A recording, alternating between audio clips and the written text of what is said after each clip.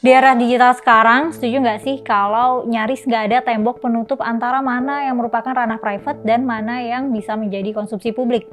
Sadar atau enggak, kita tuh representasi institusi. Ya begitu juga sosial media pribadi kita. Zaman sekarang siapa sih yang nggak punya sosial media? Di era ini nyaris nggak ada ya orang yang sama sekali nggak punya sosmed gitu. Kalaupun bukan pengguna aktif, ya bisa aja dia tetap punya akun gitu, 1 atau 2 akun gitu buat mantau. Layanan media sosial juga dari hari ke hari makin beragam ya. Banyak ada yang basisnya tuh foto sharing gitu kayak Instagram atau kayak di TikTok gitu kita bisa share video-video pendek joget-joget atau rekap keseharian. Terus atau juga ada yang bentuknya kata-kata kayak di Twitter gitu. Nah, kalau kamu lebih suka yang video, ada YouTube. Nah, kalau mau gabungan semuanya juga bisa ya. Atau kalau masih suka hangout sama teman-teman lama gitu atau yang generasi sebelumnya, bisa juga main ke Facebook. Tapi gimana tuh kalau misalnya informasi yang pengen kamu tutup dari publik, malah ada yang buka. Nah, itu istilahnya namanya doxing.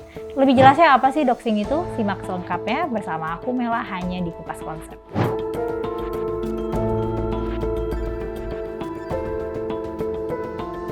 Doxing merupakan tindakan mengumpulkan dan menyebarluaskan informasi pribadi seseorang di internet tanpa izin orang yang bersangkutan. Informasi yang diungkapkan itu bisa meliputi nama lengkap, alamat, nomor telepon, atau bahkan data yang lebih sensitif seperti identitas anggota keluarga. Motivasi dibalik doxing ya bervariasi ya, bisa iseng aja, bisa balas dendam, atau upaya untuk melakukan cyberbullying atau pelecehan daring. Kadang nih kejadiannya di sosmed kalau misalnya ada perdebatan online nih, ada yang ngeluarin opini yang bikin orang marah gitu, orang nggak setuju atau orang nggak suka. Nah, kadang diserang baliknya tuh bukan cuma di debat atau dikatain, tapi di doxing. Jadi berantem online-nya tuh berlanjut ke doxing dengan membuka data di mana sang pembuat opini misalnya dia kerja di mana, latar belakang pendidikannya apa, keluarganya siapa aja, atau hal-hal lainnya yang mana informasi itu sebenarnya nggak mau dibuka sama pemilik informasi. Itu tuh kayak kita punya informasi tentang kita yang nggak mau kita share di publik, misalnya nomor KTP, nama orang tua, alamat rumah. Tanpa izin kita, informasi ini dibuka ke publik. Kan kalau kejadiannya kayak gini, bikin kita jadi merasa nggak aman ya pakai internet. Nah, kalau di Indonesia apa nih kasus doxing yang pernah kejadian dan rame? Masih ingat kan hacker Bjorka yang ramai dibahas beberapa waktu lalu? Nah, dia ngelakuin nih yang namanya doxing. Dia nyebarin data pribadi Menkominfo Johnny J. Terus baru-baru ini aktor Jeffrey Nicole juga melakukan doxing nih. Dia nyebarin data seseorang yang menurutnya orang ini tuh haters dia yang ganggu banget. Udah di doxing ternyata salah orang. Padahal udah disebar nih datanya di medsos. Tapi bukan orang yang dia maksudkan.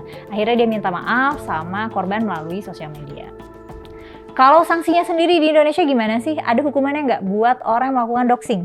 Regulasi tentang cybercrime di Indonesia terkait dengan doxing terdapat pada Undang-Undang Nomor 19 Tahun 2016 tentang perubahan atas UU Nomor 11 Tahun 2008 tentang informasi dan transaksi elektronik yang menetapkan perbuatan yang dilarang dan sanksinya.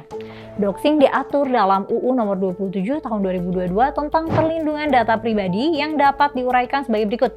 Pertama, Pasal 30 Ayat 1 Jo, Pasal 46 Ayat 1 ITE menerapkan sanksi pidana penjara paling lama 6 tahun dan denda maksimal 600 juta rupiah atas akses ilegal terhadap sistem elektronik milik orang lain dengan cara apapun.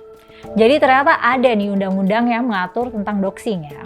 Untuk melindungi diri kita dari doxing, ada beberapa langkah yang bisa kita perhatikan ya. Pertama, pastikan untuk menjaga kerahasiaan informasi pribadi dan nggak membagikannya kepada pihak yang nggak dikenal ya, atau nggak kita percaya. Jadi kita harus tahu nih mana yang mesti di-keep, informasi kita yang mesti dijaga private, dan mana yang emang aman buat publik. Terus selalu tinjau ulang ya, review ulang pengaturan privacy pada akun sosmed kalian. Terus kurasi lagi nih informasi apa yang harusnya di-keep dan mana yang emang kamu merasa aman untuk dibuka. Ya, selain itu juga kita jangan sampai jadi pelaku ya. Kita kesel nih sama orang online, terus kita gali-gali informasi tentang dia, terus kita spill tanpa izin. Ya nggak boleh ya, selain nggak etis, ya karena tadi melanggar hukum. Kita semua kan pakai internet ya, dan kita semua mau dong turut andil menjadikan dunia maya tempat yang lebih aman dan nyaman untuk bersosialisasi, ya nggak? Segitu dulu ya episode Kupas Konsep hari ini. Jangan lupa untuk like, komen, dan subscribe channel YouTube Geolife supaya nggak ketinggalan berita terbarunya. Sampai ketemu di episode selanjutnya.